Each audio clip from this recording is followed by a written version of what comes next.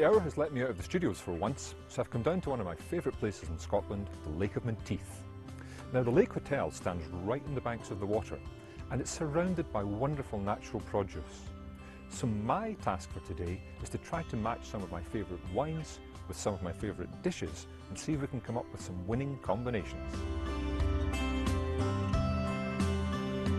Ian Fleming, you're the proprietor of this hotel in this fantastic setting, and we're here today to talk about the great Scottish produce and the dishes that you make and match some really nice wines to them. So what's first on the menu?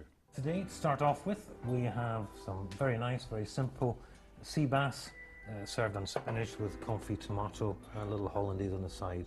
So it'll be interesting to see how your wines show against that. So the first wine is the Knapstein Clare Valley The Three, because it uses 3 grapes, but all kind of crisp, clean grapes, and I think this wine is going to have that kind of light body and a lovely acidity to match beautifully with this fish. Beautiful flavours in the fish, very delicate. There's something sweet there too. It works beautifully well. The sweetness from the confit tomato, I think it works really well.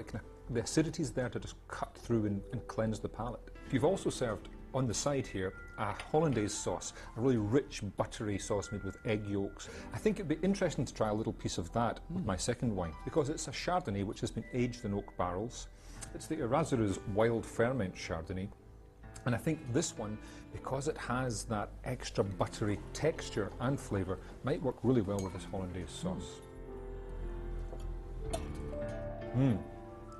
Very buttery, very creamy. I'm hoping that'll be picked up in the wine. It's got a beautiful colour, and it's almost like we're tasting 2 different dishes here. And again, there is that richness, that butteriness of the oak, which I think on its own, without this sauce, wouldn't have worked. But when you add in a texture and a flavour that's so powerful in a dish, it can affect the choice of wine. Okay, Ian, so we're moving on to the kind of other side of the famous equation of white wine with fish and red wine with meat. So what's coming up next? We now have some local beef. We have the fillet on the top, lightly cooked, and slow braised shin underneath. So 2 different textures and flavours there for you to work with. The aromas just get the gastric juices flowing. Okay, so wine-wise, I'm definitely going to put a red with it. And in this case, I've chosen a Cabernet Sauvignon, the Domaine de Cessac. And it's a wine that does have some tannin. You know, tannin is this element found in grape skins and indeed in oak barrels that kind of dries the mouth and gives a very savoury effect. But tannin actually works wonderfully with the proteins in beef too. It kind of breaks them down and makes the whole dish softer. The whole picture is really soft against the beef and against that lovely sauce. And this is a beautiful colour and lovely deep flavours. Works beautifully. Works beautifully with it, doesn't it? Although we're going to have an interesting experiment, because I see you've got lots of nice mushrooms in this dish too. If we try the dish with the mushrooms this time, I've got just the perfect wine, I think. I've chosen really quite a different wine. This is the Villa Maria Pinot Noir from New Zealand, and it's a much softer, sweeter style of wine.